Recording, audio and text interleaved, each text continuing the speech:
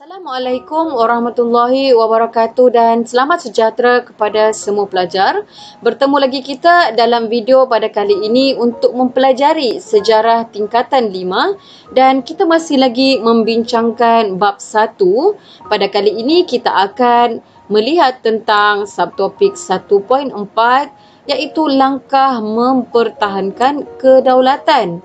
Dan standard pembelajaran yang perlu dicapai oleh pelajar ialah pelajar boleh menghuraikan langkah-langkah pemerintah dan rakyat dalam mempertahankan kedaulatan negara. Ada dua iaitu pemerintah dan rakyat. Baik, mari kita mulakan. Pemerintah dan rakyat memainkan peranan penting bagi mempertahankan kedaulatan negara. Oleh itu, pemerintah dan rakyat perlu bekerjasama untuk mewujudkan kestabilan politik serta kemakmuran ekonomi, mengekalkan perpaduan kaum, memupuk patriotisme dan seterusnya mengukuhkan pertahanan negara. Kerjasama ini penting bagi memastikan kedaulatan dapat dipertahankan demi kemajuan dan kesejahteraan negara. Baik, kita pergi kepada perkara yang pertama. Bagaimanakah langkah untuk mempertahankan kedaulatan? Ialah dengan mewujudkan kestabilan politik dan kemakmuran ekonomi. Pemerintah dan rakyat mempunyai peranan yang sama untuk menjamin kestabilan politik dan kemakmuran ekonomi. Pemerintah melaksanakan pentadbiran dengan cekap dan menjalankan pelbagai usaha serta program. Pelbagai usaha serta program bagi memajukan ekonomi. Rakyat pula memberikan kerjasama sepenuhnya untuk menjayakan semua usaha dan program yang dilaksanakan oleh pemerintah. Baik, mari kita lihat peranan pemerintah. Pemerintah akan mewujudkan pentadbiran yang cekap, mengelakkan amalan rasuah dalam pentadbiran, memastikan agihan sumber kekayaan negara secara adil kepada semua kaum melalui dasar pembangunan ekonomi dan juga melaksanakan undang-undang negara menurut perlembagaan secara berkesan. Seterusnya, peranan rakyat pula ialah memberikan kesetiaan kepada raja dan negara, menyokong segala usaha dan dasar kerajaan bagi mewujudkan kestabilan politik, memupuk kerjasama dengan semua kaum supaya agihan kekayaan negara dinikmati oleh semua dan akhir sekali perlulah mematuhi undang-undang negara. Baik, jadi ini peranan pemerintah dan rakyat dari segi mewujudkan kestabilan politik dan juga kemakmuran ekonomi. Kita teruskan kepada langkah yang kedua ialah dengan mengekalkan perpaduan kaum. Sejak awal kemerdekaan, pemerintah dan rakyat berusaha untuk mengekalkan perpaduan kaum. Perpaduan penting dalam usaha kita untuk mengekalkan kedaulatan negara. Beberapa langkah dilaksanakan untuk memupuk perpaduan dalam kalangan rakyat. Baik, mari kita lihat peranan pemerintah dalam mengekalkan perpaduan kaum. Yang pertama ialah menggubal dasar dan undang-undang berkaitan dengan perpaduan kaum.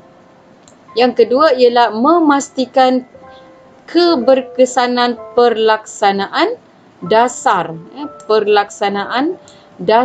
yang berkaitan dengan bahasa, pendidikan dan kebudayaan oleh kementerian serta agensi berkaitan. Yang ketiga, pemerintah perlu merangka program serta kempen ke arah memupuk perpaduan kaum dan integrasi nasional. Yang keempat, pemerintah perlu memperuntukkan perbelanjaan yang mencukupi untuk program memupuk perpaduan. Baik, ini dia 4 peranan pemerintah. Seterusnya, apakah peranan rakyat dalam memupuk perpaduan? Yang pertama ialah menggunakan bahasa kebangsaan dan menghayati prinsip rukun negara yang dapat menjamin perpaduan kaum. Seterusnya, yang kedua, rakyat perlu memahami dan menghormati agama serta budaya pelbagai kaum. Yang ketiga, mengamalkan semangat perkongsian, bertoleransi dan saling menghormati sesama rakyat Malaysia. Dan yang keempat, rakyat perlu melibatkan diri dalam program kemasyarakatan yang dapat memupuk kerjasama antara kaum. Langkah yang seterusnya ialah memupuk patriotisme. Patriotisme ialah perasaan cinta yang mendalam terhadap negara serta sanggup mempertahankan sejarah, bahasa, undang-undang, warisan dan budaya. Patriotisme merupakan nadi kepada kebebasan, kestabilan dan kemajuan sesebuah negara. Semangat ini juga penting untuk melahirkan pemimpin dan rakyat yang taat setia serta sanggup berkorban demi negara. Baik, mari kita lihat peranan pemerintah dalam memupuk patriotisme.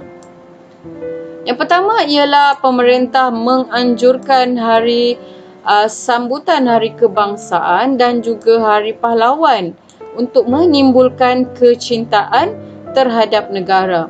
Yang kedua, pemerintah mewajibkan mata pelajaran sejarah sebagai mata pelajaran teras di sekolah bagi melahirkan generasi yang peka terhadap sejarah negara.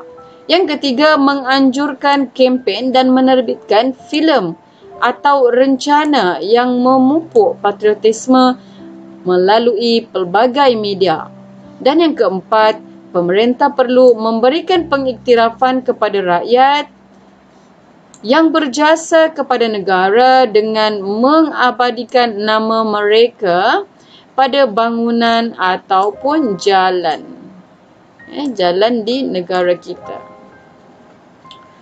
Baik. Apakah pula peranan rakyat dalam memupuk patriotisme? Yang pertama ialah menghormati lambang negara. Contohnya bendera, jawatan negara, lagu negaraku. Yang kedua, menyanjungi dan menghargai adat serta warisan negara.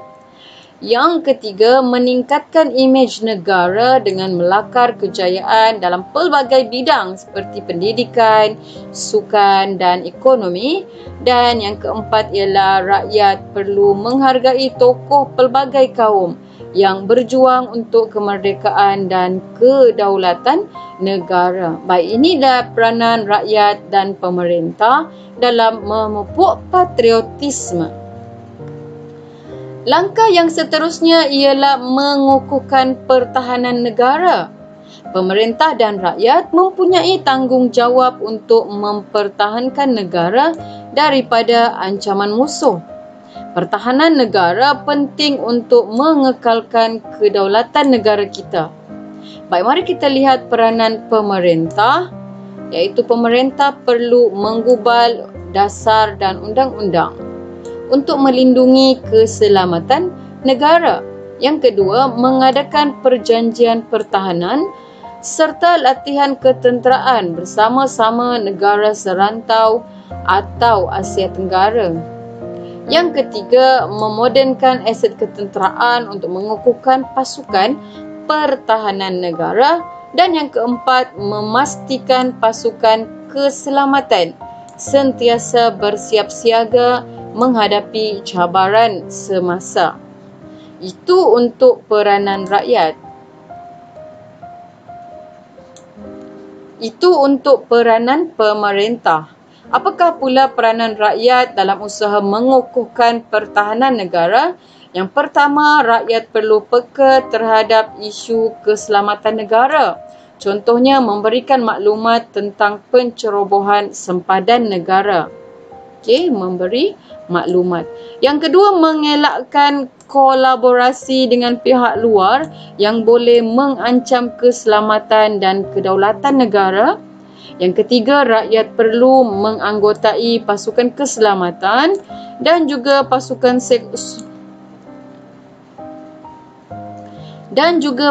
sukarelawan untuk mempertahankan negara. Seterusnya, sanggup berkorban demi mempertahankan kedaulatan negara.